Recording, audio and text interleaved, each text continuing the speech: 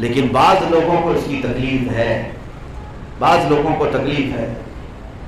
حضور پاک صلی اللہ تعالیٰ علیہ وسلم کی میلاد کا جب بھی مہینہ آتا ہے کچھ برساتی کیڑے باہر نکل آتے ہیں، اور اب تو سوشل میڈیا کا زمانہ ہے، گند پھیلاتے ہیں بہت زیادہ، ادھر ادھر گند پھیلا کر کے یہ بات باور کرانے کی کوشش کرتے ہیں۔ میاں وہ صحابی بتائیں جس نے سب سے پہلے میلاد منائی، وہ صحابی کا نام بتائیں جس نے سب سے پہلے جلوس نکالا۔ سنیوں کو وسوسے میں ڈالنے کے لیے اس طرح کی باتیں لاتے ہیں۔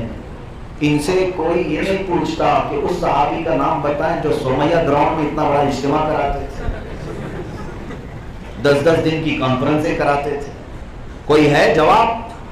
بڑے بڑے اجتماعات، بڑے بڑے چلے، بڑے بڑے قافلے، یہ تمام چیزیں کیا عہد صحابہ میں تھی؟ نہیں۔ آج آپ اس کو نیکی سمجھ کر کرتے ہو، خیر سمجھ کر کے کرتے ہو۔ تو ظالموں، جب تمہارا جمع ہونا خیر ہو سکتا ہے تو مصطفیٰ کے نام پر جمع ہونا کیوں نہیں خیر ہو سکتا؟ اب میں بتاؤں کہ ولادت باسعادت کا تذکرہ صحابی کی بات پوچھتے ہو، تابعی کی بات پوچھتے ہو۔ ارے میاں، ہم نے تو پڑھا ہے کہ اللہ نے ابھی کسی کو پیدا بھی نہیں کیا تھا، ابھی کسی کو پیدا بھی نہیں کیا تھا، ساری روحوں کو ایک میدان میں جمع فرمایا۔ اس کو یوم الست کہا جاتا ہے۔ اس کا تذکرہ قرآن پاک میں بھی آیا ہے۔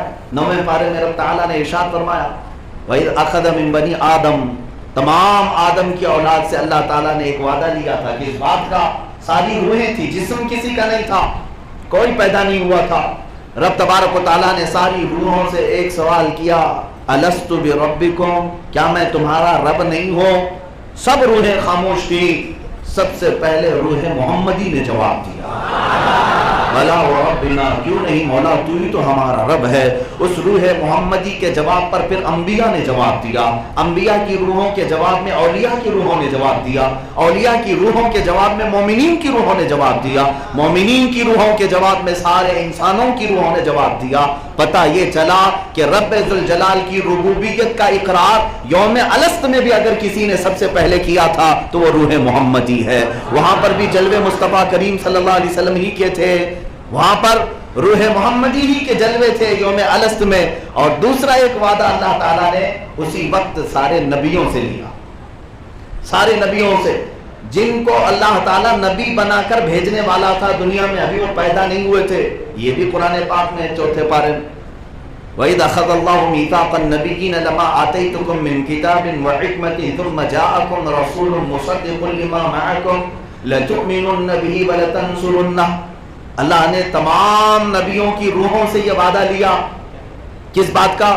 کہ تم نبی بنا کر بھیجے جاؤ گے، تمہارے زمانے میں اگر میرا محبوب رسول آ گیا، میرا رسول آ گیا جو تمہاری کتابوں کی تصدیق کرتا ہوا ہے، تو تم سب کے سب اس پر ایمان لاؤ گے اور اس کی مدد کرو گے۔ نبیوں سے پوچھا رب تعالیٰ نے اَأَقْرَرْتُمْ، کیا تم اس بات کا اقرار کرتے ہو؟ سارے نبیوں نے کہا ہاں مولا، ہم اقرار کرتے ہیں۔ وہ نبی اگر ہماری حیات میں آ گیا تو ہم سب اس نبی پر ایمان لائیں گے اور اس نبی کی حمایت میں کھڑے ہوں گے۔ مجھے یہ بتاؤ، میلاد کہتے کسے ہیں؟ رسول پاک کی محبتوں کا تذکرہ کرنا یہی تو میلاد ہے، حضور پاک کی سیرت بیان کرنا یہی تو میلاد ہے۔ ابھی کائنات میں کوئی چیز پیدا نہیں ہوئی جب رب ذوالجلال حضور پاک کے آنے کے متعلق انبیاء سے وعدہ لے رہا ہے، نبیوں کی روحوں سے وعدہ لے رہا ہے، تو یوم الست میں بھی اسی رسول کے جلوے ہیں۔ بلکہ آپ کو میں بتاؤں، اس رسول پاک صلی اللہ تعالیٰ علیہ وسلم کی میلاد پاک کے سلسلے میں ہزاروں دلیلیں ہیں، لیکن بات صرف اتنی ہے کہ دل صاف ہونا چاہیے۔ دلیل تو بہت ہے، دل اگر صاف نہ ہو تو کوئی دلیل اسے کام بھی نہیں آتی۔ جس کے دل میں کڑن ہو، جلن ہو، اسے عیب ہی نظر آئے گا، اور جس کے دل میں محبت مصطفیٰ ہو، قلب پاک ہو، وہ اپنے نبی کی محبت میں یہ تمام چیزیں قبول بھی کرے گا۔ عزیزان گرامی وقار، سیدنا آدم علیہ الصلوۃ والتسلیم کی جب ولادت ہوئی، آپ کو مٹی پانی سب سے گوندا گیا اور آپ کی روح کو جب آپ کے جسم میں ڈالا گیا، جانتے ہیں آپ کی تخلیق کے متعلق شیخ عبدالحق محدث دہلوی رحمۃ اللہ تعالیٰ علیہ نے فرمایا کہ آدم علیہ السلام کی جب تخلیق ہوئی، آپ کی شکل بنائی گئی تو روح پھونکی گئی، اس میں روح باہر آ گئی، جسم کے اندر روح قرار نہیں پا رہی تھی، اس لیے کہ جسم مٹی کا ہے اور روح نور ہے، روح نور ہے اللہ کا، تو یہ باہر آ جاتی۔ کئی مرتبہ ایسا ہوا تو پھر اللہ تعالیٰ نے آدم علیہ السلام کی پیشانی میں نور محمدی کو رکھا، اس کے بعد آدم علیہ السلام کے جسم میں روح ڈالی گئی، آپ بیدار ہوئے اور آپ نے آنکھیں کھولی، تو جیسے ہی آپ کی آنکھیں کھلی سب سے پہلا کلمہ آپ کو جو نظر آیا لا الہ الا اللہ محمد رسول اللہ۔ سیدنا آدم علیہ السلام عرش کے پایوں پر، عرش کے دروازوں پر یہ لکھا ہوا دیکھا، جنت کے درختوں پر یہ لکھا ہوا دیکھا، یہ کلمہ طیبہ ہے۔ رب تبارک و تعالیٰ سے آپ نے سوال کیا کہ اے اللہ، یہ تو اپنے نام کے ساتھ ایک اور نام کس کا رکھا ہے؟ ایک اور نام کون سی شخصیت کا ہے؟ اللہ تعالیٰ نے ارشاد فرمایا اے آدم، تیری اولاد میں میرا ایک محبوب نبی پیدا ہوگا، اس کا نام میں نے ہر عرش کے دروازے پر، ہر جگہ پر رقم کر دیا ہے۔ اسی لیے اعلیٰ حضرت فاضل بریلوی رضی اللہ تعالیٰ عنہ نے یوں فرمایا، ذکر خدا جو ان سے جدا چاہو نجدیو، ذکر خدا جو ان سے جدا چاہو نجدیو، واللہ ذکر حق نہیں کنجی سقر کی ہے۔ میں مانتا ہوں اے عقل والو میرا محمد خدا نہیں ہے، مگر دلوں میں یہ نقش کر لو کہ وہ خدا سے جدا نہیں ہے۔ اللہ عز و جل نے اپنے نام پاک کے ساتھ محمد صلی اللہ علیہ وسلم کا نام پاک آسمان کے ہر دروازے پر، عرش پر، وہاں کی جنت کے درختوں پر رقم فرمایا۔ اب خود رسول پاک صلی اللہ تعالیٰ علیہ وسلم سے آپ کے نور کی تخلیق کے بارے میں بھی سوال کیا گیا، یا رسول اللہ صلی اللہ تعالیٰ علیہ وسلم، اللہ تعالیٰ نے دنیا میں سب سے پہلے کس چیز کو پیدا کیا؟ سب سے پہلے کون سی چیز بنی؟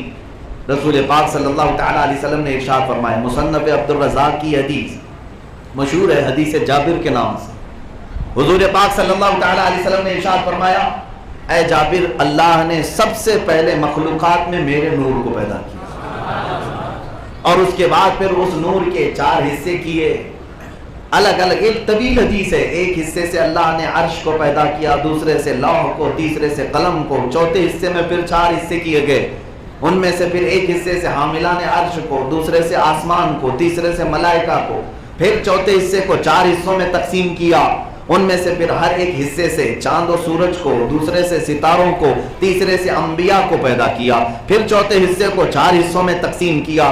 میرے آقا صلی اللہ علیہ وسلم نے اس حدیث کو اتنی طویل بیان فرمایا، یہاں تک کہ حضرت جابر فرماتے ہیں کائنات کی ہر شے کو اللہ نے نور محمدی سے پیدا کیا، نور محمدی سے پیدا کیا، اسی کے جلوے رسول پاک صلی اللہ تعالیٰ علیہ وسلم کے نور پاک کے جلوے کائنات کی ہر شے میں اللہ نے رکھا۔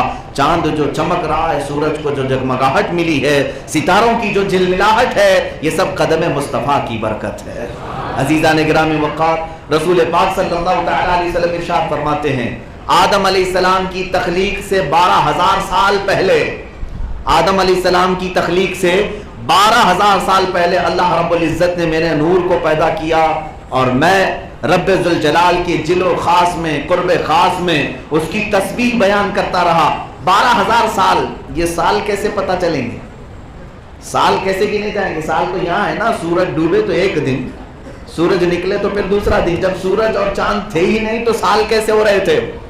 اور حضور پاک صلی اللہ علیہ وسلم نے فرمایا 12,000 سال، تو میرے عزیزوں 12,000 سال کا مطلب یہ دنیاوی 12,000 سال نہیں، وہ نوری 12,000 سال ہے، وہ نوری 12,000 سال ہے، اور نوری سال کی کوئی انتہا اور ابتدا پتہ ہی نہیں انسانوں کو، اس لیے کہ وہ نور والا ہی جانتا ہے۔ اللہ رب العزت نے پیدا کیا، اور میرے آقا صلی اللہ تعالیٰ علیہ وسلم ارشاد فرماتے ہیں ہزاروں سال تک میں اپنے رب کی تسبیح بیان کرتا رہا، پھر رب ذوالجلال نے جب یہ ارادہ فرمایا کہ پھر کائنات کو وجود بخشا جائے، تو میرے نور کو اللہ نے حصوں میں تقسیم کیا، اور پھر کائنات کی ہر شے کو پیدا کیا۔ اب اس میں مدارج النبوہ میں جو منزلیں بتائی گئی ہیں رسول پاک صلی اللہ علیہ وسلم کے نور پاک کی، 1,000 سال الگ الگ منزلوں میں حضور کا نور سفر کرتا رہا، عالم عبودیت میں، عالم عبدیت میں، عالم عظمت میں، عالم رحمت میں، کئی عالم ایسے ہیں جس میں حضور پاک کے نور کو سفر کرایا گیا۔ پھر اخیر وہ وقت آیا جب آدم علیہ السلام کو اس فرش گیتی پر بھیجا گیا۔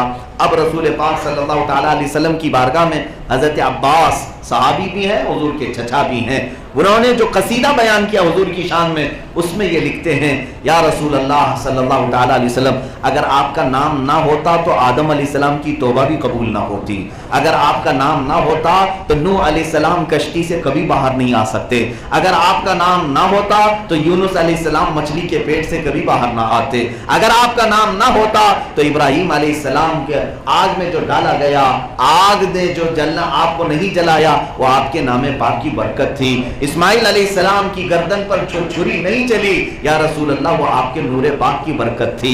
اسی لیے اعلیٰ حضرت فاضل بریلوی نے فرمایا ہے خلیل اللہ کو حاجت رسول اللہ، ہر نبی کو اللہ کے رسول کی حاجت رہی۔ اور پھر اگر اس زمانے کا کوئی کہتا ہے کہ مجھے حاجت نہیں ہے، تو پھر شیطان نے بھی یہی کہا تھا کہ میں اللہ کو تو مانتا ہوں مگر رسول کی رسالت کو نہیں، ان کی عظمت کو نہیں۔ تو جو شیطان کی بھی ذریت میں ہو اسے رسول سے کیا واسطہ، ہم رسول اللہ کے، جنت رسول اللہ۔